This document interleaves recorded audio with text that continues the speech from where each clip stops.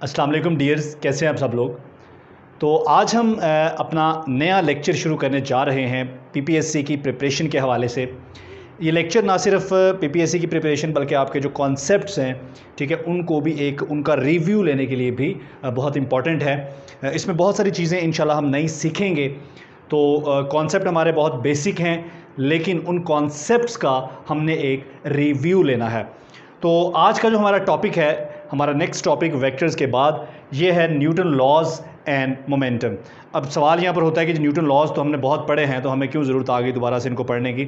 तो हम इनको एक नए अंदाज से, हमेशा की तरह एक नए तरीके से पढ़ेंगे और इसमें कुछ नया सीखने की कोशिश करेंगे, कुछ ऐसा जो हमें हमेशा की तरह हैरान कर दे। गैलीलियो ने कहा कि जो नेचुरल स्टेट होती है ऑब्जेक्ट्स की, वो मोशन होती है या रेस्ट होती है। तो अगर कोई ऑब्जेक्ट मोशन में है तो वो अपने आप को मूव ही करता रहेगा, वो अपनी नेचुरल टेंडेंसी को बरकरार रखेगा जब तक आप उस पर कोई फोर्स नहीं लगाते। इसका मतलब है कि फोर्सेस स्टॉप द मोशन। फिर फोर्स क्या करिए, फोर्स तो फिर मोशन को स्टॉप कर रही है। मिसाल के तौर पर मेरे पास अगर ये ग्राउंड जो है, ये ज़मीन जो है, मैं ज़मीन को एक बिल्कुल स्मूथ एक फ्लैट सरफेस बना दूं, ऐसी सरफेस जो इन्फिनिटी तक फैली हो और इस सरफेस के ऊपर कोई फ्रिक्शन ना हो, और ऐसी सरफेस के ऊपर अगर आप एक मूव करते हुए फुटबॉल को छोड़ दें तो वो हमेशा मूव ही करता रहेगा, उसे कोई फोर्स नहीं चाहिए होगी। लेकिन अगर फोर्सेस ऑफ फ्रिक्शन वहाँ पर होंगी तो वो उसके मोशन को स्टॉप करेंगे। इसका मतलब मोशन को चेंज करती हैं। आप यूँ कह सकते हो कि फोर्स एक्सेलरेशन प्रोड्यूस करती है, फोर्स डायरेक्शन ऑफ मोशन को चेंज करती है, फोर्स मोशन को चेंज करती है, ऑब्जेक्ट की वेलोसिटी को कम करती है या ज़्यादा करती है, या उसकी डायरेक्शन ऑफ मोशन को चेंज करती है। इसका मतलब है कि फोर्सेस जो हैं ये मोशन को चेंज करती हैं। So every object continue in a state of rest और uniform speed in a straight line. इसका मतलब है कि ये जो स्टेट ऑफ रेस्ट है, ये यूनिफॉर्म मोशन है, ये ऑब्जेक्ट्स की नेचुरल स्टेट्स हैं। अगर ऑब्जेक्ट्स को इन नेचुरल स्टेट से हमने डिस्टर्ब करना हो तो हमें फोर्स रिक्वायर है, यानी कि फोर्स मोशन को चेंज करती है। अच्छा जी, unless acted upon by a force. इसका मतलब है कि अगर कोई ऑब्जेक्ट मूव कर रहा है तो वो मूव करता ही रहेगा, उसे रोकना होगा तो हमें फोर्स लगाना पड़ेगी। इसका मतलब मैं तो ये भी कह सकता हूँ कि फोर्सेस स्टॉप द मोशन। अगर आप ये कहते हैं कि फोर्सेस कॉज द मोशन, तो मैं ये भी कह सकता हूँ फोर्सेस स्टॉप द मोशन। अच्छा, ऑब्जेक्ट्स मेंटेन इट्स स्टेट। हर ऑब्जेक्ट की ये नेचुरल टेंडेंसी है कि वो अपनी स्टेट को मेंटेन रखता है। The ability to maintain its state is called inertia. ये जो स्टेट मेंटेन रखने की एबिलिटी है, this is called inertia. This is also called law of inertia, और इसी वजह से हम इसे लॉ ऑफ इनर्शिया भी बोलते हैं। तो इसका मतलब ये हुआ, नेक्स्ट स्लाइड, इसका मतलब ये हुआ कि अगर आपने ऑब्जेक्ट्स के मोशन को पढ़ना है या न्यूटन फर्स्ट लॉ को पढ़ना है तो आपको इसे पढ़ना है इन the absence of force. Newton first law में फोर्सेस का जिक्र नहीं आता, जो कुछ भी हो रहा है वो इन द एब्सेंस ऑफ फोर्स हो रहा है। उसके बाद हमारे पास है जी इनर्शियल फ्रेम ऑफ रेफरेंस। ये फ्रेम ऑफ रेफरेंस क्या होता है? बड़ा सिंपल सा आइडिया है, आप जहाँ भी खड़े हैं वो आपका फ्रेम ऑफ रेफरेंस है। मसलन मैं इस कमरे में खड़ा हूँ तो ये कमरा मेरा फ्रेम ऑफ रेफरेंस है, आप गाड़ी में बैठे हैं तो गाड़ी आपका फ्रेम ऑफ रेफरेंस है। तो फ्रेम ऑफ रेफरेंस कोऑर्डिनेट्स का एक ऐसा सिस्टम होता है जिसके अंदर आपकी लोकेशन बताई जा सकती है, that is called frame of reference. ठीक है जी। तो फ्रेम ऑफ रेफरेंस हमारे पास दो होते हैं, एक हमारे पास होता है इनर्शियल फ्रेम ऑफ रेफरेंस और एक non inertial frame of reference. कोई भी ऐसा फ्रेम ऑफ रेफरेंस जो रेस्ट पे हो या यूनिफॉर्म वेलोसिटी के साथ मूव कर रहा हो, यानी कि कोई भी ऐसा फ्रेम ऑफ रेफरेंस जिसमें हमारा एक्सेलरेशन ज़ीरो हो। अब एक्सेलरेशन ज़ीरो दो तरह से हो सकता है, या तो आप रेस्ट में हो और अगर आप मूव कर रहे हो तो आप मूव कर रहे हो विद यूनिफॉर्म वेलोसिटी। इन दोनों सूरतों में हमारा जो एक्सेलरेशन है वो ज़ीरो होगा। तो इस सिचुएशन को हम कहेंगे इनर्शियल सिचुएशन, और ये फ्रेम ऑफ रेफरेंस वो कहलाएगा इनर्शियल फ्रेम ऑफ रेफरेंस। तो यहाँ पर कुछ इंपॉर्टेंट चीज़ें हमारे पास आ गई हैं जी, जिनको हम टारगेट कर सकते हैं, लेकिन पिछला टारगेट हमारा रह गया है। उस टारगेट में जो हमारा टारगेट MCQs था वो ये आता होता है, आपसे ये पूछा जाएगा कि फोर्सेस कॉज द मोशन या forces cause change in motion. So हमारे पास दो ऑप्शंस हैं, एक हमारे पास ऑप्शन है फोर्सेस कॉज मोशन या forces cause change in motion. So हमारा आंसर होगा forces cause change in motion. तो यहाँ पर फिर ये सवाल आ सकता है कि भी जब कोई ऑब्जेक्ट रेस्ट पे पड़ा होता है तो हमें उसे एक इनिशियल पुश या पुल तो देना होता है उसको मूव करवाने के लिए, लेकिन वो हमें इसलिए करना पड़ता है क्योंकि जहाँ वो ऑब्जेक्ट पड़ा है वहाँ पर फ्रिक्शन है। अगर फ्रिक्शन ना हो तो उस ऑब्जेक्ट को आपको इनिशियल पुश या पुल देने की ज़रूरत नहीं है। इसकी मिसाल है सेलेस्टियल ऑब्जेक्ट्स, हमारे सूरज चाँद सितारे जो हैं इनको तो हमने कोई इनिशियल पुश नहीं दिया, या कोई भी ऑब्जेक्ट जो स्पेस में होगा वो मूव कर रहा होगा विदाउट एनी फोर्स, और जब तक आप उस पर कोई फोर्स लगा के उसको रोकने की कोशिश नहीं करेंगे वो मूव करता रहेगा। अच्छा, ये कुछ पॉइंट्स हैं जी। All the laws of physics are valid in, yes, very very important. Physics के जितने भी लॉज हैं they are only valid in inertial frame of references, non inertial frame of references में ये वैलिड नहीं होंगे। सो यहाँ से MCQs आ सकते हैं।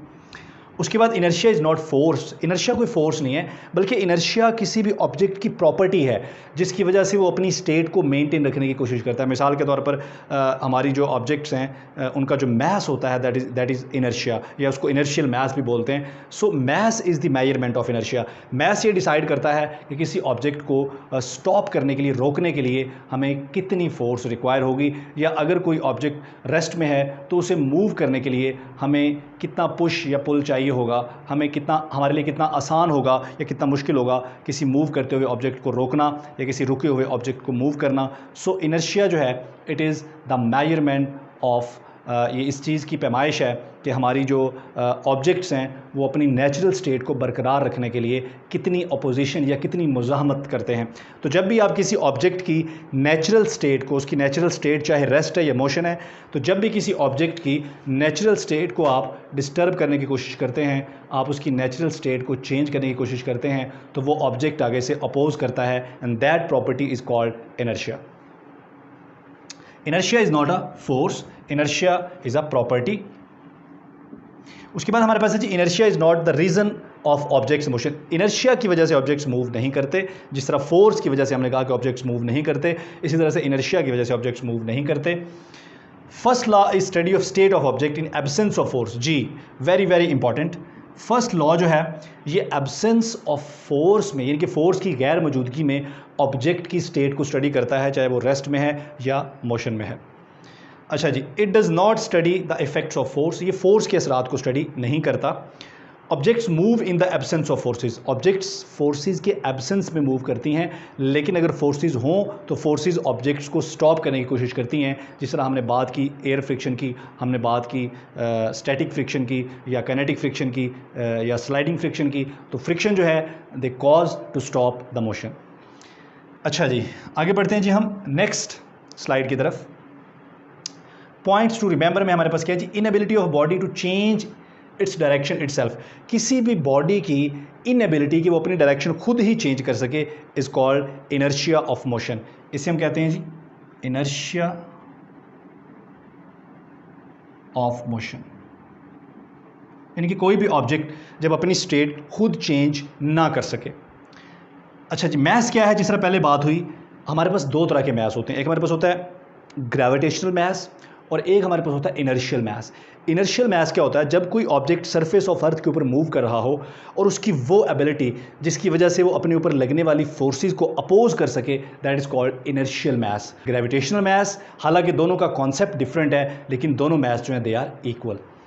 अच्छा जी, inertial mass and gravitational masses are same.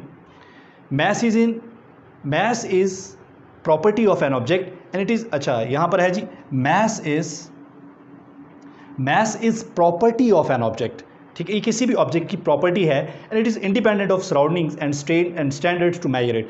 यानी कि मैस इस चीज़ पे डिपेंड नहीं करता कि हमारे इर्द गिर्द क्या हो रहा है और क्या कुछ पड़ा है और कितनी फोर्सेस लग रही हैं, और मैस इस चीज़ पर भी डिपेंड नहीं करता कि आप उसको मेजर कैसे कर रहे हो, क्योंकि मैस जो है वो है, ये किसी भी ऑब्जेक्ट की प्रॉपर्टी है, ये किसी भी ऑब्जेक्ट का इनर्शिया है जो कि इंट्रिंसिक, जो कि बाय नेचर उसके अंदर मौजूद है। ठीक है, नेक्स्ट स्लाइड पे चलते हैं जी। तो फर्स्ट लॉ जो है उसके बारे में हमने जो भी इंपॉर्टेंट बातें थी वो सारी डिस्कस कर ली, और कि फोर्सेस प्रोड्यूस एक्सेलरेशन। आप इन जनरल कह सकते हैं कि फोर्स प्रोड्यूस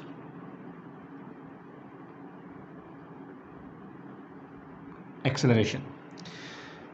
अच्छा जी, अब हमारे पास आ गया जी Newton second law in an inertial frame. देखिए फिर वही बात आ गई, इनर्शियल फ्रेम, ठीक है।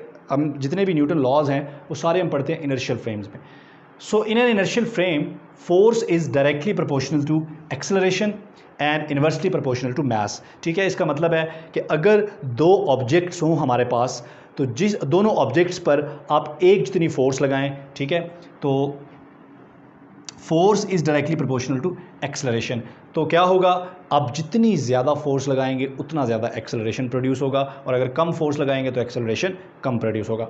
उसके बाद acceleration is inversely proportional to mass. इसका मतलब है कि अगर आप दो ऑब्जेक्ट पर सेम फोर्स लगा रहे हैं तो जिसका मास ज़्यादा होगा उसमें एक्सेलरेशन कम होगा, और जिसका मास कम होगा उसमें एक्सेलरेशन ज़्यादा होगा। तो फाइनल हमारे पास ये रिलेशन बन जाता है जी F is equal to ma। तो अगर हम फोर्स को कांस्टेंट रखें, अगर फोर्स कांस्टेंट रहे तो मास और एक्सेलरेशन क्या हो जाते हैं, दे आर इन्वर्सली प्रोपोर्शनल। ठीक है, हमारे पास अगर दो ऑब्जेक्ट्स हैं, ऑब्जेक्ट A और ऑब्जेक्ट B, इन दोनों ऑब्जेक्ट्स पर अगर हम सेम फोर्स लगाएं तो जिसका मास ज़्यादा होगा उसमें कम वही फोर्स उसमें कम एक्सेलरेशन प्रोड्यूस करेगी, और जिसका मास कम होगा उसमें ज़्यादा एक्सेलरेशन होगा। या आप इसको यूँ भी कह सकते हैं कि हमारे पास दो ऑब्जेक्ट्स हैं, ठीक है, और हम चाहते हैं कि दोनों में हम एक जैसा एक्सेलरेशन प्रोड्यूस करें। तो क्या करना होगा, जिसका मास ज़्यादा होगा उस पर आपको ज़्यादा फोर्स लगानी पड़ेगी। अब ये देखें, इस तरह के MCQs बन के आते होते हैं। मैं दोबारा से अपनी बात को रिपीट कर रहा हूँ। दो ऑब्जेक्ट्स हैं हमारे पास A एंड B, और हम चाहते हैं कि दोनों में सेम एक्सेलरेशन प्रोड्यूस हो। दोनों में सेम एक्सेलरेशन प्रोड्यूस करने के लिए अब देखें, एक्सेलरेशन हो गया कांस्टेंट। अगर एक्सेलरेशन को कांस्टेंट रख लिया जाए, जिस तरह हमने पहले क्या किया, हमने कहा कि फोर्स को अगर आप कांस्टेंट रखेंगे तो ये जो दो चीज़ों का प्रोडक्ट हो रहा है ये आपस में इन्वर्सली प्रोपोर्शनल हो जाती हैं। अगर दो चीज़ों का प्रोडक्ट किसी कांस्टेंट के बराबर हो तो वो दोनों आपस में क्या हो जाती हैं, इन्वर्सली प्रोपोर्शनल। इसी तरह से अगर किसी चीज़ का कांस्टेंट, किसी चीज़ का डिवीजन, यानी कि दो चीज़ें डिवाइड हो रही हों, फ़र्ज़ करें, ठीक है जी, फ़र्ज़ करें कि दो चीज़ें डिवाइड हो रही हों और उनका आंसर एक कांस्टेंट नंबर हो, तो ये दोनों चीज़ें आपस में डायरेक्टली प्रोपोर्शनल हो जाती हैं। तो देखें यहाँ से MCQs कैसे निकलेगा। अगर हम दो ऑब्जेक्ट्स पर A और B पर सेम फोर्स अप्लाई करें, फोर्स कांस्टेंट अप्लाई करें दोनों के ऊपर, तो ये मास और एक्सेलरेशन क्या हो जाएंगे, इन्वर्सली प्रोपोर्शनल। यानी कि जिसका मास ज़्यादा होगा उसमें एक्सेलरेशन कम प्रोड्यूस होगा, और जिसका मास कम होगा उसमें एक्सेलरेशन ज़्यादा प्रोड्यूस होगा।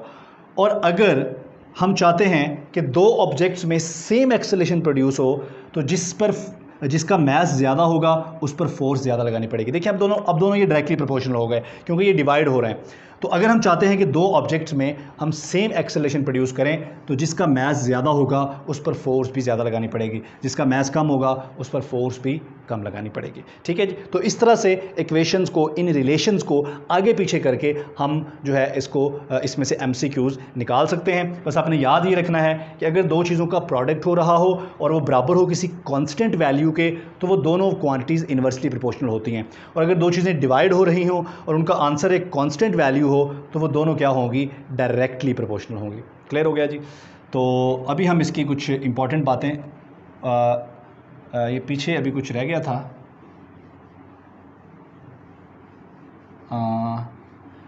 आप इसको, हाँ, यस। अच्छा जी, अब जो रिमेंबर्स वाली चीज़ें होती हैं यहाँ से हमारे MCQs आते हैं। Number 1, ma is not a force, it is a net force. याद रखें, जब भी आप F is equal to ma की बात कर रहे हो तो ma का मतलब फोर्स नहीं है, बल्कि इसका मतलब है नेट फोर्स। अच्छा, F is equal to ma is not general form of Newton second law. F is equal to ma जो है ये एक ड्राइव फॉर्म है न्यूटन सेकंड लॉ की। न्यूटन सेकंड लॉ की जो जनरल फॉर्म है वो हमारे पास ये है, ठीक है, F is equal to dp/dt, या हम इसको यूँ भी लिखते हैं F is equal to del p/del t। तो ये न्यूटन सेकंड लॉ की एक्चुअल फॉर्म है या जनरल फॉर्म है, और ये वाली फॉर्म जो है ये एक ड्राइव्ड फॉर्म है, इसको हमने ड्राइव किया है यहाँ से। उसके बाद जी, force is not cause of motion, it cause change in motion. Force motion cause नहीं करती बल्कि मोशन को चेंज करती है, यानी कि फोर्स एक्सेलरेशन प्रोड्यूस करती है, और एक्सेलरेशन हम किसको बोलते हैं, चेंज इन मोशन को। चेंज इन मोशन को हम एक्सेलरेशन बोलते हैं। अब ये चेंज इन मोशन दो तरह से हो सकता है, या तो हमारा जो मोशन है या हमारी जो स्पीड है उसका मैग्नीट्यूड चेंज हो जाए, या उसकी हमारी जो वेलोसिटी है उसकी डायरेक्शन चेंज हो जाए, तो दोनों तरह से ही मोशन चेंज हो जाएगा। तो नेक्स्ट स्लाइड पे मूव करते हैं जी। हाँ जी, इम्पल्स बड़ा इंपॉर्टेंट कॉन्सेप्ट है जी। इम्पल्स क्या है? ट्रांसफ़र ऑफ मोमेंटम, यानी कि दो ऑब्जेक्ट्स का जब कोलिजन होता है तो एक ऑब्जेक्ट दूसरे को जो मोमेंटम ट्रांसफ़र करता है, दैट इज़ कॉल्ड इम्पल्स। अब यहाँ पर इम्पल्स की एक डेफिनेशन हम पढ़ते हैं, शायद बुक्स में तो ऐसा नहीं लिखा होता, लेकिन शायद नोट्स वगैरह में लिखा होता है कि अगर एक लार्ज फोर्स बहुत थोड़े टाइम के लिए किसी ऑब्जेक्ट पर अमल करती है तो हम उसे कहते हैं इम्पल्स। ये बात ठीक है, लेकिन ये इम्पल्स की डेफिनेशन नहीं है, ये इम्पल्स की एक स्पेसिफिक फॉर्म है। जो जनरल डेफिनेशन है इम्पल्स की, वो क्या है? वो है ट्रांसफ़र ऑफ मोमेंटम। और ये मोमेंटम कैसे ट्रांसफ़र होता है? ज़ाहिर बात है, जब मोमेंटम ट्रांसफ़र होगा तो मोमेंटम में चेंज आएगा। तो किसी एक ऑब्जेक्ट, दोनों ऑब्जेक्ट के मोमेंटम में चेंज आएगा, तो किसी एक ऑब्जेक्ट के मोमेंटम में कितना चेंज आएगा वो हम यहाँ पर लिख लेते हैं जी। तो ये आएगा mvf minus mvi is equal to f cross t। So ये जो f क्रॉस t है दैट इज़ कॉल्ड इम्पल्स। ठीक है जी। तो इम्पल्स को हम I से रिप्रेजेंट करते हैं, that is f cross t। ठीक है जी। और ये बराबर किसके होता है? ये देखें, ये क्या है? ये है चेंज इन मोमेंटम। अब चेंज इन मोमेंटम को हम दूसरे लफ्ज़ों में कह सकते हैं ट्रांसफ़र ऑफ मोमेंटम। ठीक है, इसकी मैं आपको एग्जांपल देता हूँ। अब फोर्स लार्ज भी हो सकती है, स्मॉल भी हो सकती है। अगर तो मोमेंटम आप थोड़े टाइम में ट्रांसफ़र कर रहे हैं, आपको you need a large force. और अगर आप मोमेंटम ज़्यादा टाइम में ट्रांसफ़र कर रहे हैं तो you need a small force. ठीक है। सो इसकी एग्जांपल ये है, आपने देखा होगा कि जब कोई प्लेयर कैच करता है क्रिकेट बॉल को तो अपने हाथों को ऐसे पीछे की तरफ क्यों लेके आता है? क्योंकि वो उसके हाथों और गेंद का जो कोलिजन है उस कोलिजन का टाइम बढ़ा देता है। जब टाइम बढ़ा देता है तो फोर्स कम हो जाती है, लेकिन मोमेंटम सेम ही ट्रांसफ़र होता है। चाहे वो अपने हाथों को पीछे खींचे या ना खींचे, दोनों सूरतों में जब वो बॉल को कैच करेगा मोमेंटम सेम ही ट्रांसफ़र होगा। लेकिन अगर वो अपने हाथों को पीछे खींच लेगा तो कोलिजन का टाइम बढ़ जाएगा। कोलिजन का टाइम बढ़ने से फोर्स क्या हो जाएगी? कम हो जाएगी, और वो फोर्स उसको हर्ट नहीं करेगी। अच्छा, इसी तरह से जब आप किक करते हैं किसी फुटबॉल को, तो फुटबॉल्स को जब आप किक करते हैं तो फुटबॉल और आपके पाँव का इन कांटेक्ट रहने का जो टाइम होता है वो ज़्यादा होता है, इसलिए फोर्स जो है वो कम लगती है, कम मतलब थोड़े थोड़े इंटरवल्स में लगती है, जिसकी वजह से जो मोमेंटम तो उतना ही ट्रांसफ़र होता है लेकिन आप हर्ट नहीं होते। लेकिन अगर यही किक आप किसी दीवार को मारें तो दीवार के साथ आपके पाँव के इन कांटेक्ट रहने का कम टाइम होगा, क्योंकि मोमेंटम अब कम टाइम में ट्रांसफ़र करना है तो लार्ज फोर्स अप्लाई करनी पड़ेगी, एंड इसी वजह से आप हर्ट हो जाएंगे। तो ये जो हम कहते हैं कि एक लार्ज फोर्स अगर थोड़े टाइम के लिए अप्लाई हो तो वो मोमेंटम कहलाती है, ये इसकी डेफिनेशन नहीं है बल्कि इसकी एक स्पेसिफिक शक्ल है। ठीक है जी। उसके बाद न्यूटन सेकंड लॉ में एक बात मेरे जहन से निकल गई थी, वो अब मैं आप यहाँ पर ऐड कर देता हूँ, अभी मेरे जहन में आ गई है। वो ये है कि फोर्स शुड बी कांस्टेंट। ठीक है, एंड नेट फोर्स। जब भी हम बात करते हैं F is equal to M A की, तो हमने कहा कि F is equal to M A, इसके बारे में हमने पहले ये बात की है फोर्स के बारे में कि ये फोर्स नहीं है बल्कि ये नेट फोर्स है। ये बात हम पहले कर चुके हैं, ये नेट फोर्स है। ठीक है। दूसरी बात ये है कि it should be constant, force should be constant. To apply this equation we must keep the force constant. अच्छा जी, तो इम्पल्स की बात भी हो गई। तो इम्पल्स आपको पता है, इम्पल्स एक वेक्टर क्वांटिटी है और इसके जो डायमेंशंस हैं ये वही हैं जो हमारे मोमेंटम के हैं। सो ये भी एक एमसीक्यू हो सकता है कि impulse and momentum have same units. और यहाँ पर जो रिलेशन मैंने लिखा था F cross T is equal to mvf minus mvi, that is called impulse momentum theorem. इसको हम बोलते हैं जी इम्पल्स मोमेंटम थ्योरम। अच्छा जी, तो आगे बढ़ते हैं जी नेक्स्ट स्लाइड की तरफ। तो नेक्स्ट स्लाइड हमारे पास आ गई है जी फ्री फॉल। ठीक है जी।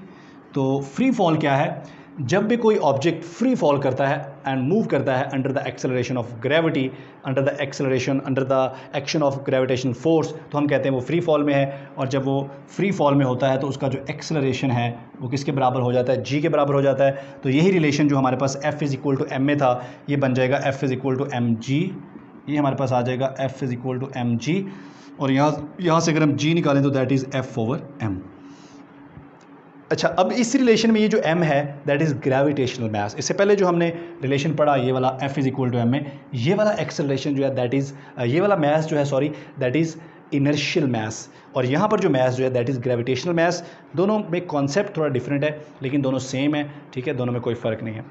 अच्छा जी, नॉन फ्री फॉल यानी कि अगर हम एयर की जो फ्रिक्शन है या एयर ड्रैग है अगर उसको इंक्लूड करें तो इस सूरत में हमारा एक्सेलरेशन जो है वो इसके बराबर हो जाएगा। इसमें ये जो स्मॉल फोर्स आपको नज़र आ रही है, स्मॉल एफ नज़र आ रहा है, that is force of air friction, या इसको हम एयर ड्रैग भी बोलते हैं। तो अगर एयर फ्रिक्शन नहीं होगी तो आप सिंपली एक्सेलरेशन इससे कैलकुलेट कर सकते हैं, लेकिन in the presence of air friction अगर एयर फ्रिक्शन होगी तो फिर आपको ये रिलेशन लगाना पड़ेगा टू कैलकुलेट द एक्सेलरेशन। इसमें डी आपका डिस्प्लेसमेंट है, जितना आपने मूव किया है, ये जो एम है ये आपका ग्रेविटेशनल मैस है, ठीक है जी, ये एम भी जो है ये आपका ग्रेविटेशनल मैस है।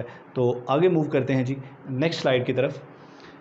तो इसके बाद हमारे पास जो नेक्स्ट स्लाइड है Newton's third law, very very important. Every action has an equal and opposite reaction. हम बचपन से पढ़ते चले आ रहे हैं, लेकिन आज हम देखेंगे कि ये एक्शन रिएक्शन आखिर होते क्या हैं। अच्छा जी, this is also known as law of action reaction. अब सबसे पहली बात है कि एक्शन और रिएक्शन ये दोनों फोर्सेस हैं। उसके बाद action and reaction always act upon different objects, यानी कि एक्शन और रिएक्शन दो डिफरेंट ऑब्जेक्ट्स पे होना चाहिए। अगर एक्शन और रिएक्शन एक ही ऑब्जेक्ट पर होंगे तो वो ऑब्जेक्ट कभी भी मूव नहीं करेगा, क्योंकि ये इक्वल और ऑपोजिट होंगे, एक दूसरे को कैंसिल कर देंगे तो ऑब्जेक्ट मूव नहीं करेगा। इसलिए ज़रूरी है कि एक्शन और रिएक्शन जो हैं वो हमेशा दो डिफरेंट ऑब्जेक्ट्स के ऊपर लगने चाहिए। अच्छा जी, उसके बाद है to form action reaction pair in Newton third law forces must be of same nature. यानी कि अगर आप ये चाहते हैं कि न्यूटन थर्ड लॉ वाला एक्शन रिएक्शन पेयर बने तो फोर्सेस की नेचर सेम होनी चाहिए। यानी कि अगर एक्शन के तौर पर आप इलेक्ट्रिक फोर्स लगा रहे हो ना तो रिएक्शन के तौर पर भी इलेक्ट्रिक फोर्स ही होनी चाहिए। अगर आप एक्शन के तौर पर ग्रेविटेशनल फोर्स लगा रहे हो तो रिएक्शन के तौर पर भी ग्रेविटेशनल फोर्स ही लगनी चाहिए। अच्छा, हम बचपन से एक एग्जाम्पल देते आए हैं न्यूटन थर्ड लॉ के एक्शन रिएक्शन पेयर के तौर पर। अब ये एग्जाम्पल बिल्कुल ठीक है, लेकिन इसको न्यूटन थर्ड लॉ की एग्जाम्पल उस सेंस में नहीं कहा जाता जिस सेंस में हम इसको पढ़ते आए हैं। तो आइए देखते हैं, हम ये पढ़ते आए हैं कि हमारे पास ये एक टेबल है और इस टेबल के ऊपर ये एक ब्लॉक पड़ा हुआ है। अब ये ब्लॉक क्या करता है, ये ब्लॉक अपने वेट के बराबर मेज़ के ऊपर एक फोर्स लगाता है और मेज़ रिएक्शन के तौर पर इस पर एक फोर्स लगाता है, दैट इज़ आर। ये एक्शन रिएक्शन फोर्सेस इक्वल हो जाती हैं और ऑब्जेक्ट जो है वो रेस्ट में रहता है क्योंकि ये दोनों कैंसिल हो जाती है। ये बात बिल्कुल ठीक है, लेकिन इन दोनों फोर्सेस को न्यूटन थर्ड लॉ की एक्शन रिएक्शन पेयर नहीं कहा जा सकता। क्यों नहीं कहा जा सकता? बिकॉज ये जो ब्लॉक है ये इस मेज़ पर जो फोर्स लगा रहा है वो तो ग्रेविटेशनल फोर्स है, वेट है, लेकिन उसके रिएक्शन में जो मेज़ फोर्स लगा रहा है वो नॉर्मल फोर्स है, वो कांटेक्ट फोर्स है। ये दोनों फोर्सेस एक्शन रिएक्शन पेयर नहीं बनाती।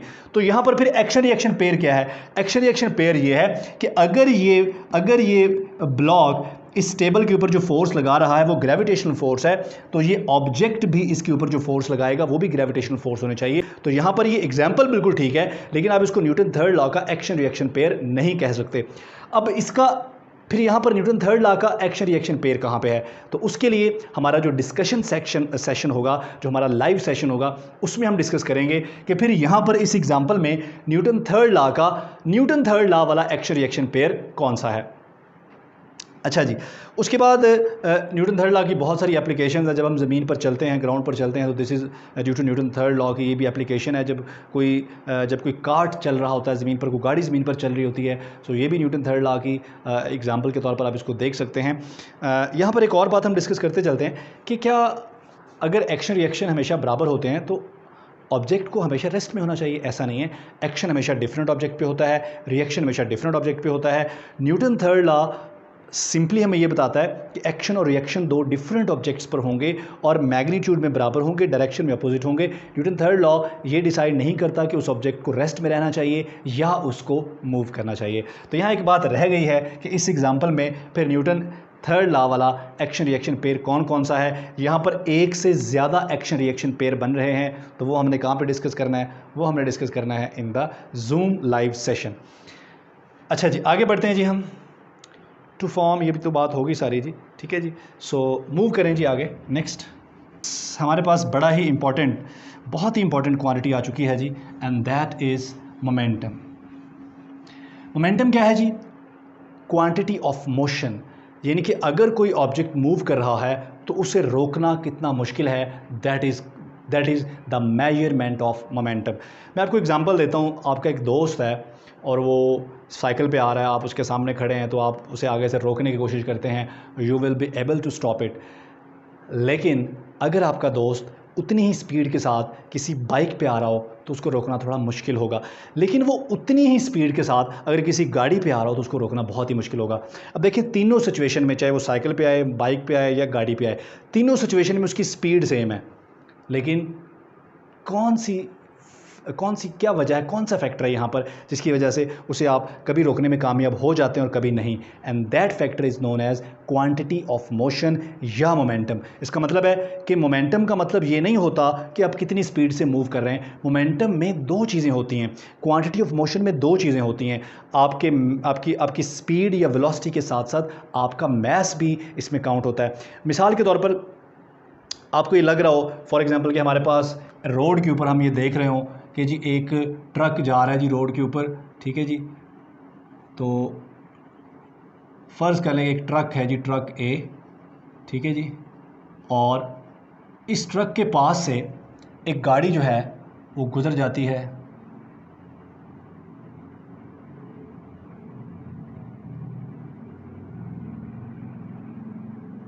ठीक है। अब गाड़ी बहुत ज़्यादा स्पीड के साथ यूँ गुजर जाती है ट्रक के पास से, तो क्या आप ये कहेंगे कि गाड़ी का मोमेंटम ज़्यादा है? नो, मोमेंटम सिर्फ स्पीड से डिसाइड नहीं होता। हो सकता है कि दोनों का मोमेंटम सेम हो, ठीक है। इसका मतलब है कि मोमेंटम में सिर्फ स्पीड नहीं है, बल्कि मोमेंटम दो चीज़ों से मेजर किया जाता है, स्पीड और मैस के साथ। तो मोमेंटम क्या है जी? प्रोडक्ट है मैस का और वेलोसिटी का। ये एक वेक्टर क्वांटिटी है, इसको हम क्वांटिटी ऑफ मोशन भी बोलते हैं, और इसका यूनिट जो है वो न्यूटन सेकंड है। अब इस रिलेशन को बहुत तरह से पढ़ा जा सकता है और यहाँ से एमसीक्यूज़ निकाले जा सकते हैं। मिसाल के तौर पर फ़र्ज़ कर लें कि हमारे पास दो ऑब्जेक्ट हैं, ठीक है, और दोनों का मोमेंटम सेम है। इसका भी PA और PB दोनों का मोमेंटम सेम है। अगर दोनों का मोमेंटम सेम है तो इसका मतलब है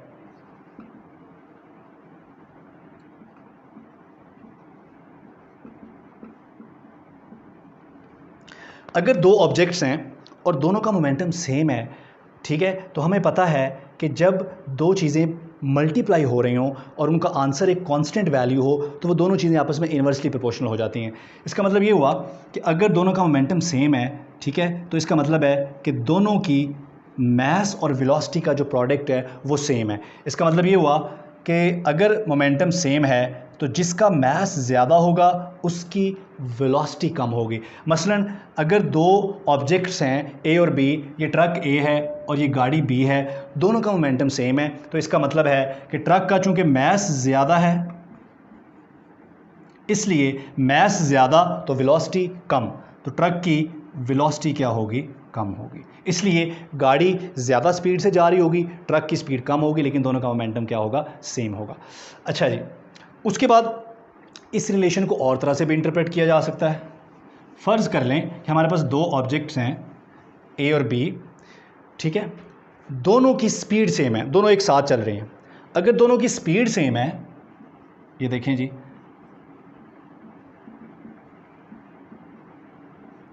अगर दोनों की स्पीड सेम है, ठीक है, तो क्या होगा? अगर दोनों की स्पीड सेम है तो जिसका मैस ज़्यादा होगा उसका मोमेंटम भी ज़्यादा होगा। अगर दोनों की स्पीड सेम होगी, ठीक है, तो जिसका मैस ज़्यादा होगा उसका मोमेंटम ज़्यादा होगा, जिसका मैस कम होगा उसका मोमेंटम भी कम होगा। तो अगर VA is equal to VB हो और MA MB से ज़्यादा हो तो PA भी PB से ज़्यादा होगा। अब इस तरह से MCQs बनाए जाते हैं।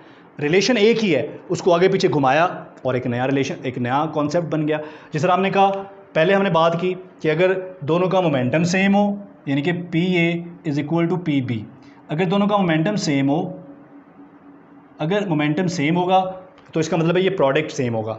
ये प्रोडक्ट सेम होगा तो इसका मतलब है V ज़्यादा होगा तो M कम हो जाएगा, V कम होगा तो M ज़्यादा हो जाएगा। यहाँ पर हमने क्या कर लिया?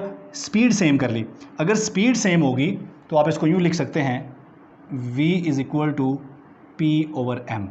अगर स्पीड दोनों की सेम होगी तो जिसका मास ज़्यादा होगा उसका मोमेंटम भी ज़्यादा हो जाएगा, क्योंकि ये दो चीज़ें डिवाइड हो रही हैं और डिवाइड होने वाली चीज़ें जो हैं अगर इनका आंसर कांस्टेंट हो तो ये आपस में डायरेक्टली प्रोपोर्शनल हो जाती हैं। अच्छा, एक यहाँ पर और रिलेशन भी बन सकता है, एक third relation, and that relation is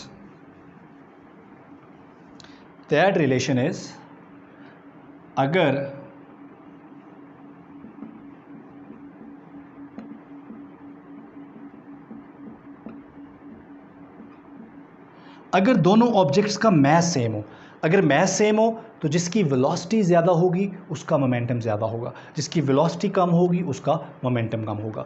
तो यही चीज़ें जो है वो हमने यहाँ पर डिस्कस की हैं और यहाँ से इन्हीं ट्रिक्स को, अब ये ट्रिक्स आपने सीखने हैं कि इक्वेशन के साथ खेलना कैसे जाता है। अगर आप ये खेलना सीख गए तो आप MCQs बनाने सीख जाएंगे इंशाल्लाह। ठीक हो गया, तो मूव करते हैं जी हम नेक्स्ट स्लाइड की तरफ। तो मेरा ख्याल है कि अब हमारे पास लास्ट स्लाइड है या कोई स्लाइड नहीं है, तो इसके साथ ही हमारा ये टॉपिक जो है अल्हम्दुलिल्लाह कंप्लीट हो गया। तो इंशाल्लाह मिलेंगे अब नेक्स्ट लेक्चर में। हमारा नेक्स्ट लेक्चर जो है वो भी बहुत इंपॉर्टेंट, बड़े बेसिक कॉन्सेप्ट के ऊपर है, वर्क, पावर एंड एनर्जी। तो थैंक यू, अल्लाह हाफ़िज़।